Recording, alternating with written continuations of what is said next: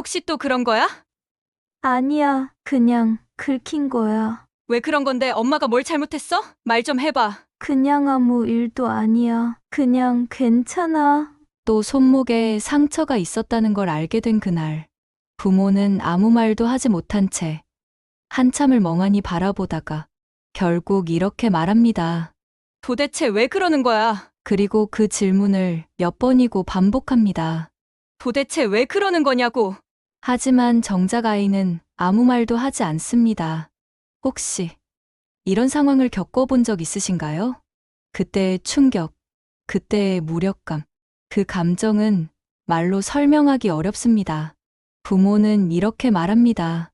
너 관심 끌려고 그러는 거 아니야? 또 친구 따라 하는 거지? 왜 그렇게 충동적으로 행동하는 거야? 하지만 상담실에서 아이들이 들려주는 이야기는 전혀 다른 세계입니다.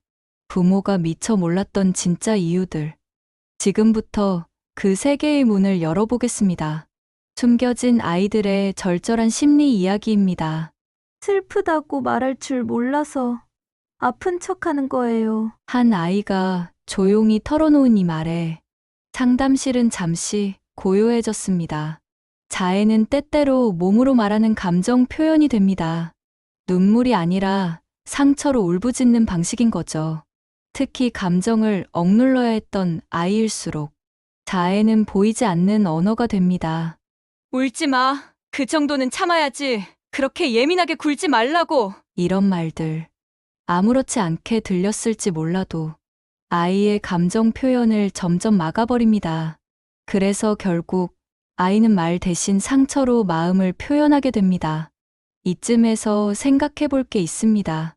혹시 우리도 모르게 아이의 감정을 무시하거나 눌러본 적은 없었을까요? 그 정도로 힘들진 않잖아. 다 지나가는 일이야. 이런 말들이 때론 아이의 표현을 멈추게 합니다. 그리고 그 멈춘 감정은 몸을 통해서라도 나오려는 겁니다. 제가 잘못했으니까 벌 받는 거예요. 상담실에서 들은 이 말은 한동안 머릿속을 떠나지 않았습니다. 자해를 단순한 충동이라 생각하셨다면 이 말은 반드시 기억해 주셨으면 합니다. 많은 아이들이 자해를 자기 자신을 벌주는 방식으로 사용합니다. 조금만 실수해도, 조금만 완벽하지 않아도 이 아이들은 스스로를 미워합니다. 나는 쓸모없어. 이럴 바엔 아파야 돼. 이 정도 고통은 받아야 마땅해. 이런 생각은 왜곡된 사고의 반복 루프 속에서 만들어집니다. 늘 칭찬을 받아야 사랑받는다고 느꼈던 아이, 실패하면 혼나는 환경 속에서 자란 아이일수록 이런 신념을 더 강하게 갖게 됩니다. 그리고 그 신념은 자해라는 행동으로 연결되는 겁니다. 여기서 멈추고 싶은 마음 이해합니다. 하지만 가장 아픈 지점일수록 가장 먼저 들여다봐야 합니다. 왜냐하면 이 자기 혐오의 구조를 풀지 않으면 아이는 같은 방식으로 자신을 괴롭힐 테니까요. 자해는 모든 것을 포기한 아이들이 마지막으로 붙잡는 통제의 감각일 때가 있습니다. 들끓는 감정, 마음 안에서 무너지는 자신, 그리고 어떻게 해야 할지 모를 때 아이들은 자해를 통해 고통이라도 내가 선택할 수 있다고 느낍니다. 누군가는 말하겠죠. 그건 죽고 싶은 거 아니야? 하지만 상담실에서 우리가 들은 진짜 마음은 죽고 싶어서가 아니라 살기 위해 아픈 척을 한 거였습니다. 이대로는 버틸 수 없었어요. 이거라도 안 했으면 저 진짜 무너졌을 거예요. 이 말은 절망 속에서도 자신을 붙잡고 싶었던 아이의 외침이었습니다. 자해는 절박한 감정 조절 방식입니다. 물론 건강하진 않지만 그만큼 아이는 감정을 붙잡을 방법이 없었던 겁니다. 그래서 필요한 건 비난이 아니라 대화입니다. 통제하려는 아이의 손을 붙잡고 다른 방식으로도 감정을 다룰 수 있다는 걸 알려주는 것. 우리가 부모로서 어떤 태도로 아이의 자해를 바라봐야 할까요? 자해는 문제 행동이 아닙니다. 그건 아이가 보내는 신호입니다. 나 지금 너무 힘들어. 말로는 표현할 수 없어.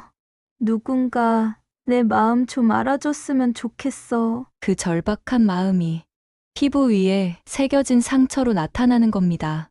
그래서 자해를 본 부모가 무조건 왜 그랬어? 라고 다그치면 아이는 더 깊은 곳으로 숨어버립니다. 이럴 때 필요한 건 이해하려는 노력, 그리고 그 감정을 말로 바꾸도록 도와주는 훈련입니다. 인지행동치료는 왜곡된 사고를 바로잡고 감정을 조절하고 표현하는 능력을 키워주는데 효과적인 치료입니다. 아이들은 생각보다 빠르게 변화합니다. 단지 정확한 방향에서 제대로 도와줘야 가능할 뿐입니다. 혹시 자녀의 자해를 그저 반항으로 여겨본 적 있나요? 올바른 인지행동치료 상담센터에서는 자해의 근본 심리를 정밀하게 분석하고 아이들이 건강한 방식으로 감정을 표현하도록 돕는 치료 상담을 진행하고 있습니다. 단순히 위로, 지지적 상담하고는 다릅니다. 치료가 목적인 상담센터입니다.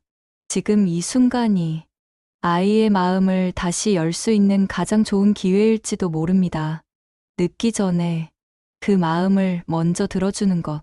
그게 부모가 해줄 수 있는 가장 따뜻하고 강한 사랑입니다.